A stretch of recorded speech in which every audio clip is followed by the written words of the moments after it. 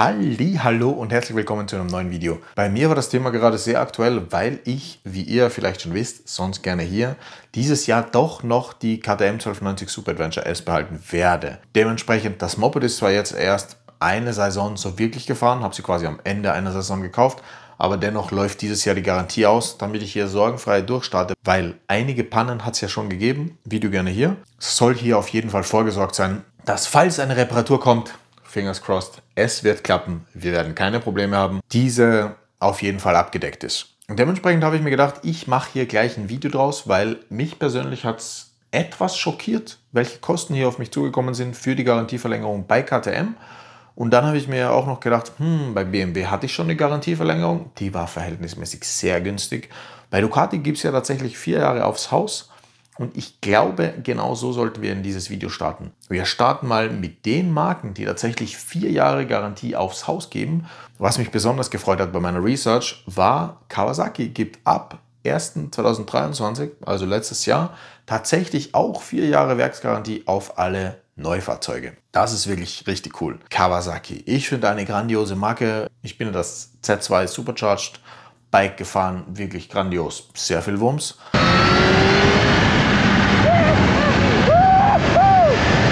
Und ich bin ja auch letztes Jahr den 1000er SX Tourer gefahren, wirklich auch ein mega geiles Bike. Und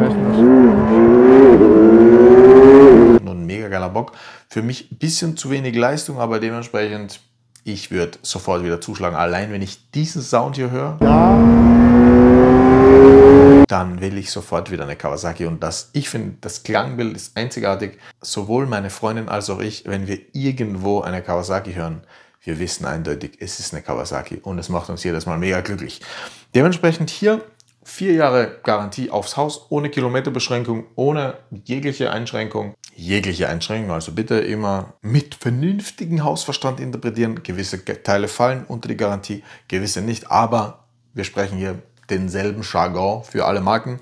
Dementsprechend ohne zusätzliche Einschränkungen, kein Kilometerlimit, alles drin. Wirklich, wirklich toll. Dann die zweite Marke, ich habe es schon erwähnt, Ducati. Aber da ist es ganz spannend. Da haben nur die Weltreise, Super Enduro, was auch immer, wie man sie nennen möchte, Bikes 4 Jahre Garantie. Und darunter fällt quasi Multistrada V4, V2 und die Desert X. Bin ich auch sehr gespannt. Die Desert X möchte ich eigentlich auf jeden Fall noch Probe fahren dieses Jahr. Aber ja, war überrascht. Und für die anderen Bikes, kommen wir gleich später nochmal dazu, gibt es tatsächlich je nach Kubik verschiedene Preiskategorien. Aber hier auch eigentlich finde ich wirklich toll für Neufahrzeuge. Dieser 3 Modelle, auf jeden Fall alles aufs Haus. So nenne ich das hier mal. Bei Ducati und diesen 3 Modellen gibt es soweit kein Kilometerlimit und keine weiteren Einschränkungen, was wirklich entspannt ist.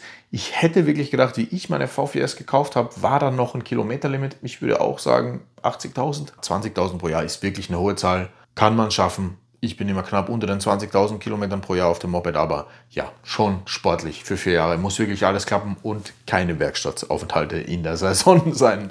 Auf jeden Fall. Und dann die dritte Marke im Boot, die tatsächlich auch 4 Jahre Garantie pro Neufahrzeug gibt, ist Triumph. Also die Rallye 1200 GT bin ich ja Probe gefahren, Video gerne hier. Wirklich auch ein tolles Moped. Ich überlege wirklich, ob ich die Rallye vielleicht dieses Jahr trotzdem nochmal Probe fahre. Ich wollte damals die Rallye Probe fahren wegen dem 21 Zoll Vorderrad. Habe an diesem Tag aber die GT gekriegt, weil die andere nicht verfügbar war. Sehr schade. Hat aber definitiv bezüglich Motorsound und Wumms mit 150 PS definitiv einen sehr guten Eindruck hinterlassen. Das heißt, bleibt in Erinnerung, 4 Jahre Garantie, auch top. Kardan, auch eine tolle Sache. Dementsprechend sollte man sich vielleicht nochmal anschauen. Und einige von euch haben ja gesagt, dass definitiv die Rallye ein sehr anderes Fahrverhalten hat als die GT. Klingt auf jeden Fall danach, als ob man eine Probefahrt machen sollte. Soweit auch bei Triumph, 4 Jahre aufs Haus, kein Kilometerlimit, keine weiteren Einschränkungen. Was es auf jeden Fall aber gibt, ist, man kann auch über die 4 Jahre hinaus noch jeweils um 12 Monate verlängern. Bis zu 12 Jahre und jetzt kommt's, 80.000 Kilometer. Die Kosten konnte ich leider nicht auf der Website oder irgendwo sonst finden. Müsst ihr euch an der Stelle hier leider selbst schlau machen, was nach den 4 Jahren dann an Kosten auf euch zukommen könnte. Das war es jetzt eigentlich mit den Marken, die mir so untergekommen sind und die ich hier in diesem Video behandle, die 4 Jahre Werksgarantie geben. Danach kommt jetzt tatsächlich schon BMW. Die geben nämlich 3 Jahre, 36 Monate auf alle Neufahrzeuge. Danach kann man tatsächlich die Garantie noch auf 5 Jahre verlängern. Ich hatte meine S1000R tatsächlich auch 5 Jahre. Grandioses Bike, ich träume noch immer davon. Und da ist es tatsächlich so, dass 24 Monate Garantieverlängerung nach den ersten 3 Jahren 219 € kosten, wenn du sie irgendwann während der 3 Jahre abschließt, oder 199, wenn du sie direkt beim Kauf gleich abschließt, sodass du einfach solide 5 Jahre Garantie hast, was wirklich grandios ist. Da kommt aber schon das kleine Manko. Du hast ein Kilometerlimit von 50.000 Kilometer. Das war auch bei meiner S1000R so. Deshalb habe ich sie verkauft, weil ich danach außerhalb der Garantie war. Und ja, sagen wir, ich hatte auch grandiose 5 Jahre mit der S1000R, aber dennoch Kleinigkeiten, die in der Garantie vorgefallen sind. Unter anderem, gerne hier ein Ausschnitt, war der Hauptkabelstrang auch angewetzt. Das war bei mir bei allen Naked Bikes so.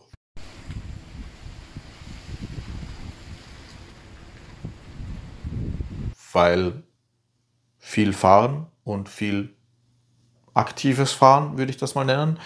Dementsprechend hat die Elektronik dann einen kurzen gekriegt, aber kosten 1100, glaube ich, für den Hauptkabelstrang plus Einbau, aber ging alles auf Garantie. War super toll, genau. Ein Schalter war ausgeblichen und hat manchmal ein bisschen geklemmt. Haben sie auch gleich alle ausgeblichenen Schalter in der Armaturen gewechselt. Und ja, bei mir ist ja von 50.000 Kilometer wahrscheinlich 35.000 Kilometer meine Freundin als Sozius auf der S1000R mitgefahren. Da waren tatsächlich ein paar Plastikteile unter dem Sozius-Sitz leicht verbogen. Gingen auch alle Teile aufs Haus. Haben sie ohne Probleme ausgetauscht und ging auch alles super schnell. Also Erfahrungen mit BMW und Garantieabwicklungen bei mir bisher perfekt. Zudem wurde alles immer einfach getauscht und man hat gesagt, alles klar, Garantieantrag eingereicht, wird übernommen, erledigt.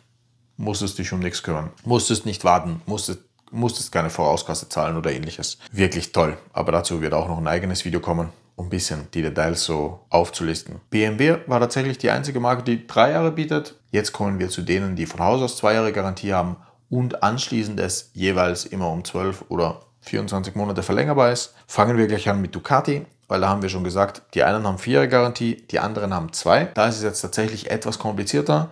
Und zwar, ich habe mich primär um die großen Bikes gekümmert, die quasi über 1000 Kubik haben. Da gibt es quasi so eine Kategorisierung. Je nach Kubik kostet das unterschiedlich viel. Mehr Kubik, mehr Kosten. Und es gibt quasi die Day One Garantieverlängerung. Bedeutet, bis 1 Monat nach Kauf bzw. bis 6000 Kilometer nach Kauf zahlst du weniger. Für 12 Monate Verlängerung zahlst du hier 500 €, was das teurere wäre. Bis zu 350 für weniger Kubik, was das günstigere wäre. Und wenn du direkt 24 Monate verlängerst, bist du bei 1000 €, was definitiv der Topscorer hier ist. Wenn du ein Straßenbike bei Ducati kaufst und es für 24 Monate zusätzlich Garantie verlängern möchtest, 1000 €, wirklich, wirklich stolz. Und die billige Garantieverlängerung für 24 Monate kostet 650 €. Falls du die Day 2 Garantieverlängerung abschließen würdest, was einfach heißt, innerhalb der normalen Garantiezeit irgendwann, was nicht mehr Day 1 ist, eine Garantieverlängerung abschließt, zahlst du hier für 12 Monate, sagen wir grob, es ist ein 100er teurer. Für 12 Monate Verlängerung zahlst du 600 im teureren Fall, große Kubik, oder 400 im günstigeren Fall. Und für 24 Monate Verlängerung zahlst du 1100 €.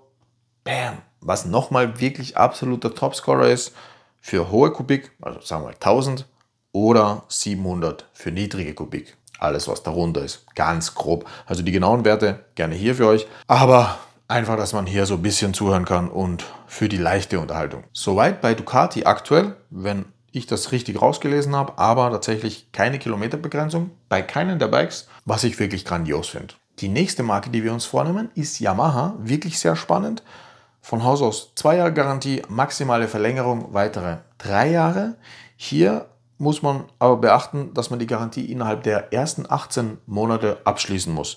Soweit habe ich gesehen, für die MT-09 zum Beispiel kosten 3 Jahre Garantieverlängerung tatsächlich nur 379 und allgemein ungefähr für 3 Jahre Garantieverlängerung nach den 2 Jahren, also gesamt wieder 5 Jahre, kostet es für ein 1000 Kubik Bike ca. 409 €. Bezüglich Kilometerbegrenzung konnte ich dort tatsächlich auch nichts finden. Müsst ihr euch leider selber schlau machen, wie es dort genau aussieht. Dann meine Lieblingsmarke, KTM. Genau, allgemeine Garantieverlängerung möglich bis 12 Jahre bei 80.000 Kilometer. Innerhalb der ersten 3 Monate oder 5.000 Kilometer kann man eine 24-monatige Garantieverlängerung für 656 Euro abschließen, was auf jeden Fall günstiger als Ducati, aber dennoch teurer als BMW oder auch Yamaha ist. Ihr werdet es gleich hören, weshalb es mich auf jeden Fall dennoch einigermaßen geschreckt hat. Das ist tatsächlich nur ein Angebot, das man einmalig bekommt nach dem Kauf des Bikes, dass du quasi einfach auch sorgenfrei 4 Jahre Garantie hättest. Allgemein bis maximal 24 Monate nach dem Kauf kann man eine Garantieverlängerung abschließen für ein drittes oder auch ein viertes Jahr zu den Kosten. 12 Monate Verlängerung kosten für ein Jahr quasi 545 Euro, was schon ziemlich happig ist. Für 24 Monate kostet es 798, wenn man dieses einmalige Angebot am Anfang nicht angenommen hat. Genau, ab dem 5. Jahr kosten 12 Monate jeweils 601 Euro. Muss man sich überlegen, ob einem das wert ist. Der Wertverlust wird ja dementsprechend schon relativ groß sein nach 5 Jahren. Zum Wertverlust von meinem Bike kommt übrigens auch noch ein Video, der ist radikal hoch. Hätte ich niemals für möglich gehalten, dass man so viel Geld innerhalb 18 Monaten verlieren kann. Wird ein ganz spannendes Thema. Bin auch sehr gespannt auf eure Eindrücke, was ihr so als Wertverlust für das Moped seht, beziehungsweise was ihr so für Erfahrungen habt. Genau, für mich war das auf jeden Fall für alle Bikes der krasseste Wertverlust ever. Ich in meinem Fall habe jetzt die Garantieverlängerung für die KTM abgeschlossen und ich habe tatsächlich nicht das 2-Jahres-Package genommen, weil wir wissen ja nicht, was genau dieses Jahr passiert. Ich möchte dieses Jahr auf jeden Fall abgedeckt sein, aber falls dieses Jahr irgendwas passieren sollte, wird es für mich auf jeden Fall keine dritte Chance geben. Die zweite Chance ist schon mehr als gnädig genug. Und da schauen wir einfach, was in der Zukunft passiert. Deshalb war es mir auf jeden Fall wert, für das eine Jahr ein bisschen mehr zu zahlen, aber auf Nummer sicher zu gehen.